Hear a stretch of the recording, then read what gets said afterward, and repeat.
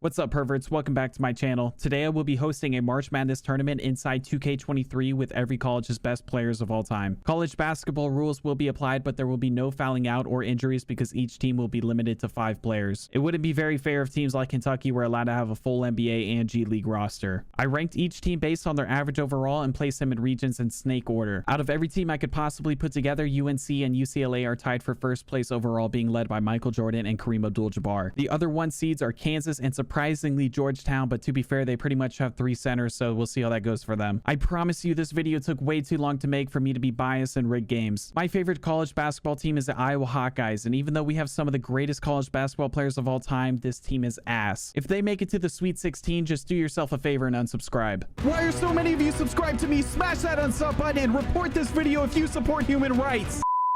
I'm going to go region by region to make things easier to keep up with until we have a Final Four. Starting with UNC, who's going against Fresno State, who would be lucky to play in the NIT version of this if it weren't for Paul George. NC State is going up against one of the few teams I just couldn't find a big man for. Tennessee's closest thing to a center in the entire game is Grant Williams. Arizona State and Washington State is a pretty good matchup thanks to Klay Thompson. A solid USC team is taking on some of the best college stars of all time. Of course, I'm talking about Austin Reeves and Stacey King. DePaul's roster caught me by surprise, but to be fair, their best player looks like a Best Buy employee. They'll be taking on Maryland. California could have been really good, but they're undersized and Jaylen Brown is playing power forward. They should be fine in the first round going up against the table scrap bigs I found for Kansas State. UNLV looks really good for a 7 seed. They'll be taking on the Pride Boys of Utah. And rounding out the region is the 2 seed Duke Blue Devils, who could very well meet their North Carolina rivals in the Elite 8. That is, if the boys down at Detroit Mercy don't stop them first. I ended up recording 40 hours of gameplay to complete this tournament, so when blowouts happen like this in the future, I just simcasted the rest of the game for my mental health. Anything can happen in March, but a team like Fresno State isn't going to take down prime Michael Jordan. UNC won by 22, Michael Jordan had 35, and Paul George had well over half of Fresno State's points. I thought 8 seed NC State versus 9 seed Tennessee would be a better game, but it was not. NC State won by 21. Finally, we had a close game with 13 seed Washington State hanging around 4 seed Arizona State. Klay Thompson is one of the best shooters of all time, but if you're down 3 with the game on the line, you don't want Klay. You don't want Iguodala. You want Aaron Baines.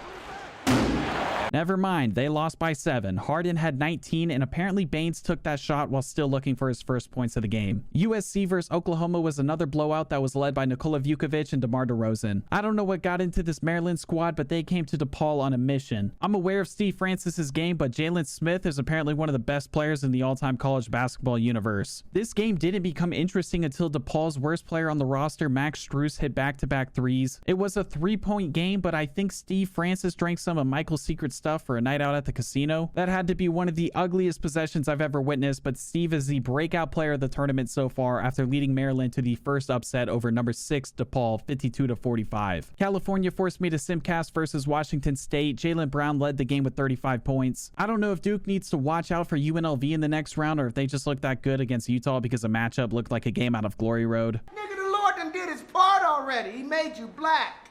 He made them white. He gave you a 1.5 foot dick. Dribble with that motherfucker. They ended up beating Utah by 9. Christian Wood was the player of the game with 19 points and 11 boards. There's not much to talk about in the Duke game. Detroit Mercy had 260 overall players starting for them. The most impressive thing about this game is that somebody took the time to make Detroit Mercy's court and logo in this game. That concludes the first round of the first region. UNC's competition is taking a big step up against NC State. James Harden and DeMar DeRozan are facing off. Maryland is going to try to use the star power of Jalen Smith to take down the undersized 3 seed California squad. And in the battle of peaking in the 90s, 7 seed UNLV is taking on 2 seed Duke. UNC is meeting their first decent team in the tournament, but I was forced to make MJ run the point, and it turned out 5'7" Spud Webb wasn't much of a threat against him. There was really no one Spud Webb could guard on this entire team. At least he was brave enough to throw one of the goats into the backboard. I don't know if he broke Michael or gave him an erection. This game is rated E for everyone, but the man is hitting it from the bottom looking for a titty. Fuck those kids. Game recognizes game.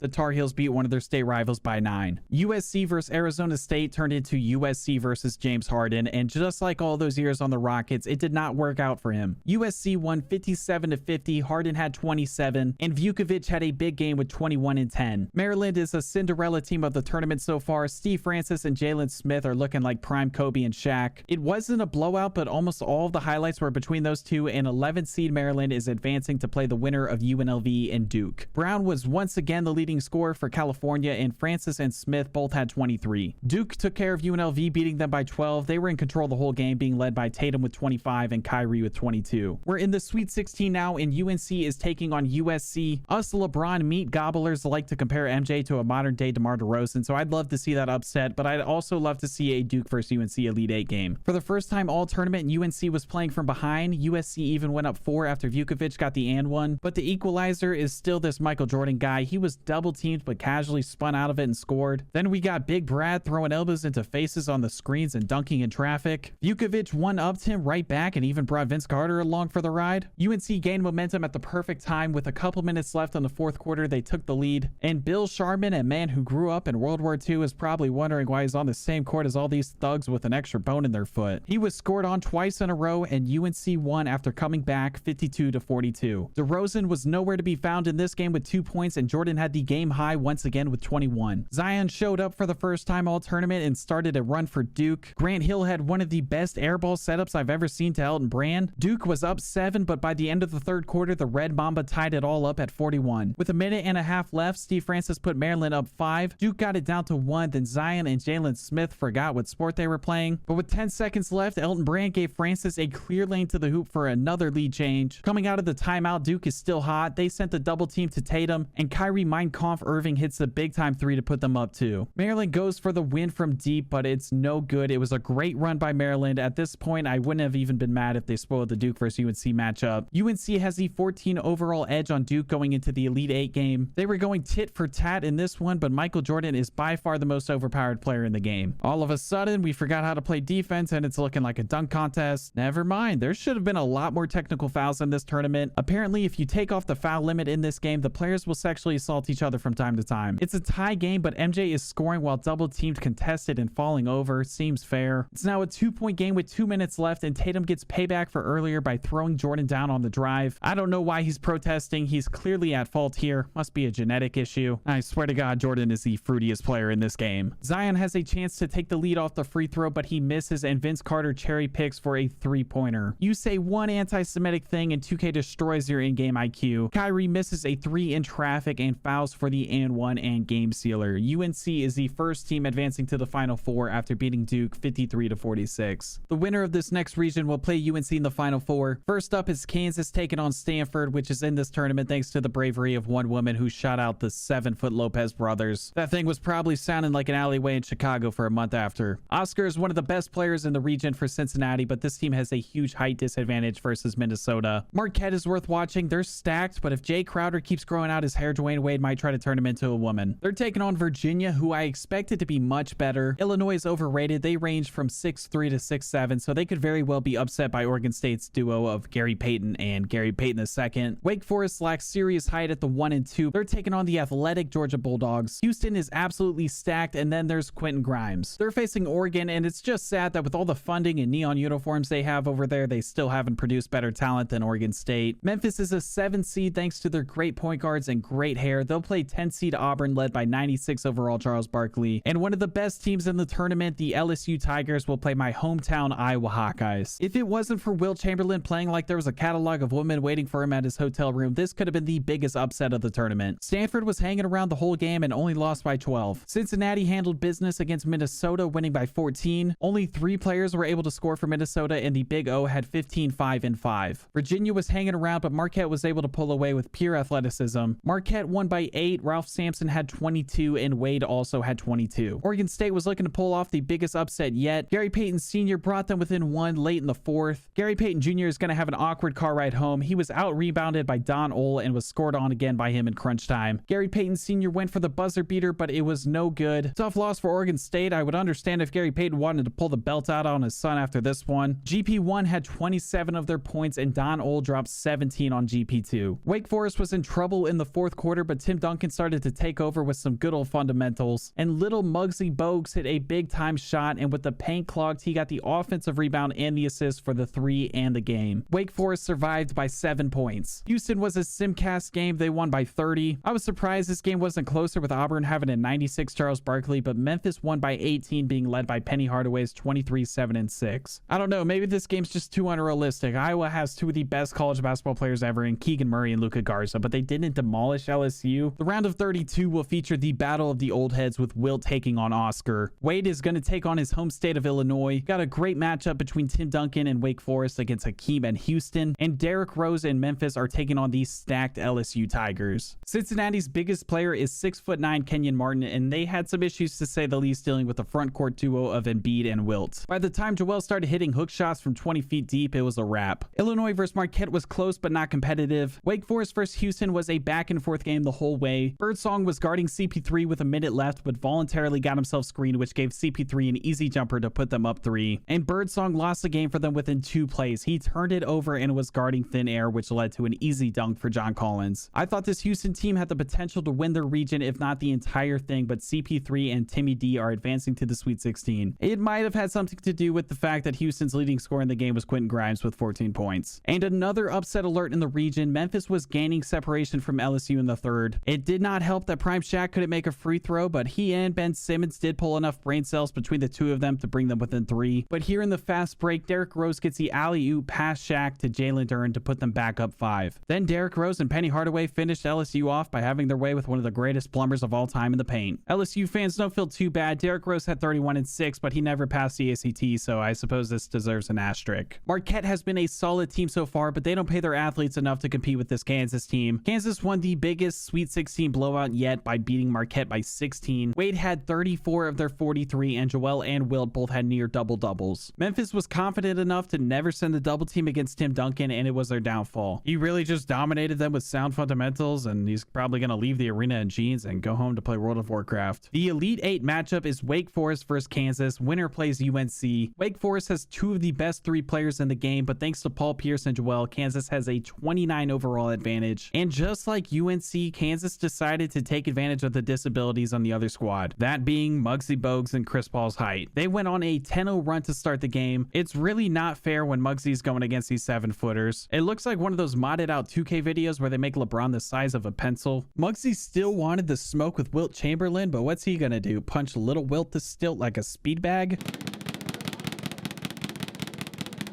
Kansas went up 20 in the third, and I had to simcast an Elite 8 game for the first time. 3 KU players had 20 or more, and both Wilt and Joel had double-doubles. The other side of the bracket is being led by UCLA, who will be taking advantage of Xavier. Florida State, a school great at producing NBA talent, will be taking on the 3-time champion Villanova Wildcats. We've got a battle of the white guys between Georgia Tech and St. John's. Arizona is solid. They breed NBA talent. You have some mighty strong-looking workers here, sir.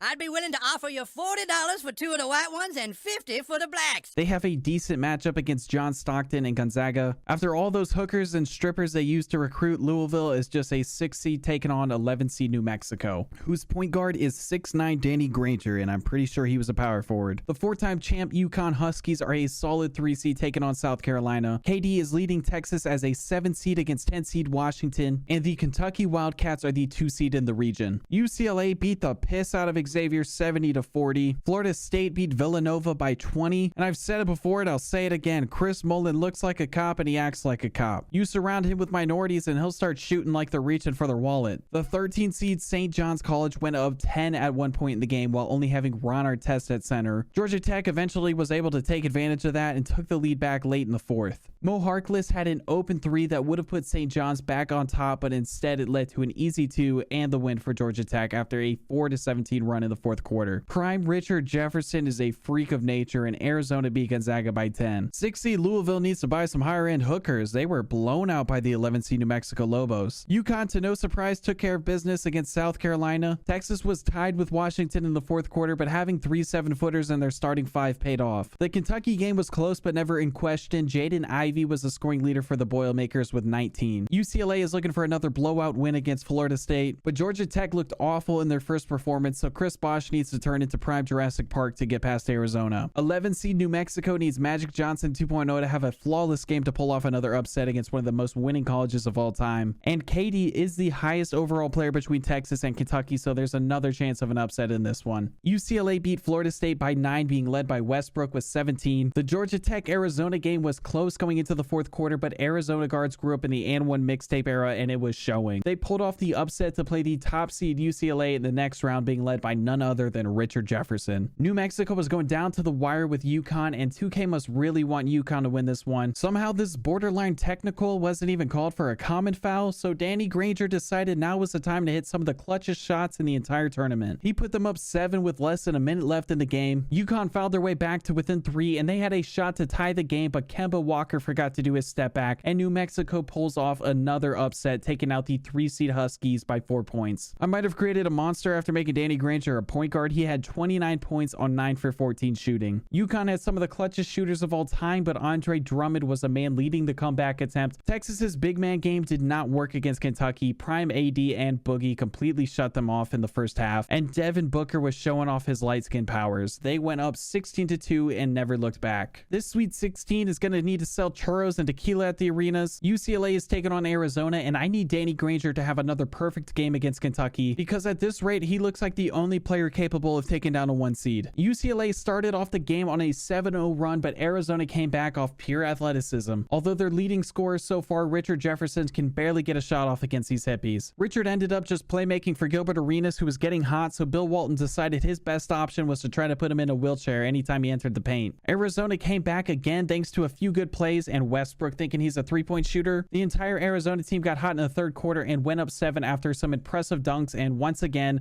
Westbrook thinking he's a 3-point shooter. UCLA brought it within 4 in the fourth, but Richard Jefferson is back. He hits a 3 and puts him up 7. Reggie Miller started chucking up 3s late, and this one bounces off to Iguodala for the breakaway dunk, and this one is over. The first 1 seed has fallen 44-52 to Arizona. Gilbert Arenas had a game high of 19, but DeAndre Ayton owns Kareem Abdul-Jabbar in 2K. His 17 rebounds almost doubled the entire UCLA team. New Mexico has no business being this deep in the tournament, and it finally showed. Kentucky opened up with a 4-18 lead, and they just couldn't do anything wrong. Open shots are never really open, and when Kentucky misses, it just looks like an alley-oop. It even got to the point where a few John Browns checked into the game, which was supposed to be impossible. Kentucky is advancing to the Elite 8 to play 5-seed Arizona after beating New Mexico by 20. Boogie led the game in scoring with 18, 11, and 4 blocks, and leading New Mexico is fucking Luke Longley. Enough said there. Arizona had some Instagram-worthy dunks to start off this game and held the lead in the first, but Kentucky took the lead after their bigs started playing significantly better. Honestly, 2K really impressed me with this animation sequence. There were 2 dives in a row, which I've only seen once in my playing career growing up, which also led to the only real fight any of my teams were ever a part of. I was 13 playing up on my 15U AAU team in Milwaukee, which I had no business ever being a part of in the first place. They were short-handed, and I was 5'10", 150 pounds on a good day. I was there for garbage minutes and good times on the bench. We're playing some pretty decent inner city team, if you know what I'm saying. It was a close competitive game, and we had momentum. My team's playing defense in front of my bench. We get a tip, and people start diving on the floor. So after the second or third dive in a row, I'm standing up clapping. Then all of a sudden, one of the kids on the other team decides, instead of going to the possession arrow, he'd rather punch one of my teammates while he's laid out on his back. Someone on my team then shoves this guy across the court and squares up, and all of a sudden, it's an all-out brawl. Now, what am I doing about this? Absolutely nothing. These guys drove themselves to this game, and I'm just here for moral support and to play with my first couple of pubes on the bench. I was looking like I'd be fined for stepping onto that court. I made a business decision to freeze up and watch. I left that gym without a scratch or an ounce of adrenaline. Anyway, Kentucky won the region with ease after beating Arizona by nearly 20. In the last region, Georgetown is the 1 seed and features the most big man talent. They'll be taking on Baylor, whose starting center is 6'6" Royce O'Neal. Florida and Oklahoma State are matched up at the 8 and 9 seeds. Syracuse is the 4 seed, and I had them set to play zone defense the majority of the time. They face Iowa State, who was another big disappointment after I couldn't find them a decent big man. Michigan looks solid, but they'll be taking on some rescue dogs at Texas A&M. Indiana has more college championships and all-star caliber players. They face Alabama in the first round. This was completely random, but this region is stacked with Big Ten teams. 3 seed Ohio State faces Wichita State, who doesn't stand a chance in hell. 7 seed Notre Dame versus 10 seed Arkansas is a very close matchup, but the winner plays Michigan State, who has everything they need to reach the Final Four, and Providence is going to want to get tested after playing them in the first round. Georgetown resembles Kansas a lot. Without defensive three in the key, the Bigs just camp the paint and control the game. Baylor wasn't blown out, but they never stood a chance. They would have been better off with rookie Isaiah Austin. He could be completely blind, have a pig heart, and still be more useful than Royce O'Neal. The two-time champ Florida Gators beat Oklahoma State by 9. Big country Brian Reeves ended up having the best game for the Cowboys. Syracuse versus Iowa State wasn't fair. The Cyclones didn't stand a chance in the paint. Michigan versus Texas A&M was still tied with a few minutes left, but DeAndre Jordan and Robert Williams got back-to-back stops even while Michigan was hot. With time running out, Michigan bailed out Chris Middleton with a shooting foul, and they went up 2. Michigan has one last shot. Chris Webber goes for the game winner with time expiring, but he misses. At least he didn't try to call a timeout this time. That is the biggest first-round upset yet, and the Aggies play Syracuse in the next round. Indiana was in trouble against Alabama, but why pay your players when you can pay the refs? Ohio State violated Wichita State by 51 points. We don't really need to talk about that. This region really has a flair for the dramatics. Arkansas and Notre Dame are going back and forth. Adrian Dantley went for the buzzer beater, but even 2K knows it isn't March. It was no good, and Bobby Portis was the player of the game with 14 and 11. And Michigan State might as well have had a first round bye. They won by 30. In the next round, Georgetown is taking on a strong 8-seed Florida team. 4-seed Syracuse versus 12-seed Texas A&M looks like it's going to be a low-scoring defensive battle. The bottom part of the bracket is all Big Ten between Indiana, Ohio State, and Michigan State. Arkansas is there too, but this isn't football. Florida was hanging around with Georgetown, but Dikembe Mutombo took momentum after drawing a foul by elbowing Joakim Noah in the face, as if God didn't make him ugly enough. Georgetown ended up winning by 7. AI had 20 and Beal had 21. Syracuse took the Aggies out by 12. DeAndre Jordan had his second double-double in a row, but Melo had 31. Indiana is still hanging around thanks to free throws, but to be fair, some of these are good calls. Michael Redd is a 2K god. He had 5 points in a row for Ohio State. Mike Conley tried putting the game away, but Indiana gets the board and puts up a prayer with a second left, even though they had multiple timeouts. And Michigan State versus Arkansas was not competitive. And the last Elite 8 is Georgetown versus Syracuse and Ohio State versus Michigan State. Georgetown started off with a 10-point lead, but Carmelo hit a 3 before the end of the first. 7 more points and they're in business. This quickly turned into Carmelo versus Georgetown. He was defecating on these Hoyas in the second. Shot IQ is for those who can't hit their shots, I guess. At one point, he had 17 of their 20 points with no misses. The score was pretty even until the fourth when Carmelo had the entire team hot and hit a leaning 3 to put them up 5. He then follows this up by nearly jumping over Patrick Ewing on the alley-oop. And I thought Jeremy Grant would have issues at the shooting guard position, but it paid off in this one possession. He blocked AI twice, and Syracuse ended up taking out the second 1 seed in the tournament 47-54. All it took was Carmelo having a tournament high of 38 points. Greg Oden was by far the best player on the court early in the MSU game. Magic Johnson had nothing on this man, especially in the pick and roll. The Buckeyes were up 9 in the fourth, but eventually Magic turned into a Harlem Globetrotter. He got an and one here, which brought them within 3, and with a minute and a half left, the refs tried getting payback on Draymond Green by guarding him on the 3, but he chucks it up for the lead. OSU has the ball down 2 with the shot clock off, and they trust the legend of Michael Redd. Cold and all, he still hits the 3 to bring them back up 1. MSU has the last shot. Magic comes off the screen, but decides it's Zebo time. He misses the game winner, and Ohio State is the only Big Ten team to reach the Elite 8. Thankfully, I had injuries off, because if not, Michigan State probably would have jumped some of these players in the tunnel while they're trying to find a trainer. The Syracuse-Ohio State game was a 3-point shootout for the entire first half. Syracuse came out in the second half on a 16-2 run and then proceeded to play some of the best 2K basketball I've ever seen. They are the last team to win their region and will face Kentucky in the Final Four as a 4 seed. The same college rules will apply, but the Final Four and championship games will be 10-minute quarters. First up is UNC versus Kansas. Michael Jordan had some great first half dunks, but the KU team was playing perfectly. The Black Twin Towers were dominating the paint, boards, and drawing double teams. Wilt is looking to finish this game with a body count of 20,005. Here's Chamberlain, and that one is...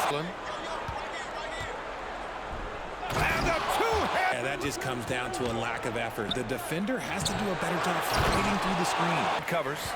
And he's going to the line for 2. And Joel is out here trying to increase a different type of body count for the good of the team. Jordan must have had the Martians take away Kansas's basketball skills during the half. These Jayhawks went full retard on defense and abandoned their post-up game entirely. 2K loves comebacks nearly as much as Ronnie loves getting cum on his back. UNC took the lead in the fourth quarter. Meanwhile, for Kansas, Joel Embiid had an entire side of the court open for him, but he opted to fade away for a 3 outside of my monitor. I don't know what's gotten into him. Paul Pierce is now begging for the open 3, but but all of a sudden he turns into 0-1 Shaq. With a little more than a minute left in the fourth, KU is down 4, and once again Joel fades off the screen, but it was all part of the process. Paul Pierce finishes the and 1 and brings them within 1 point. UNC is down 1 with less than 20 seconds remaining. Wilt has to switch on to Jordan. Jordan gets it back with Wilt still on him, and he misses the game-winning shot, and KU escapes with the win 90-91. MJ had 40 points on over 50% shooting, but both Joel and Wilt had 20-point double-doubles. KU is the first team advancing to the national championship game to play the winner of Kentucky versus Syracuse. Kentucky has invited Dan Issel to one too many barbecues by now. He has the handshakes down, and he's out here tossing away imaginary blunts on national TV. Once again, Kentucky was not messing around in the paint, and Carmelo was doing all of the work for Syracuse. Syracuse was fighting from behind for most of the game, but eventually Kentucky's big men and their light skins, Dan Issel included, were too much for them to handle. Kentucky took down Carmelo University 89-103. AD had 36, 15, and 4 blocks. Every player on Kentucky had an amazing stat line, and then there's Carmelo with his second 38-point game in a row. The stage is set for the national championship. It's KU versus UK, the battle of ankle health and paying for your recruits. This was a game of runs that, to no surprise, was dominated by the big men. Wiggins,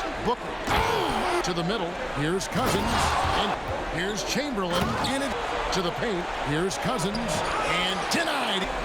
No good on the second free throw. He's guarded by Cousins, and it's Chamberlain.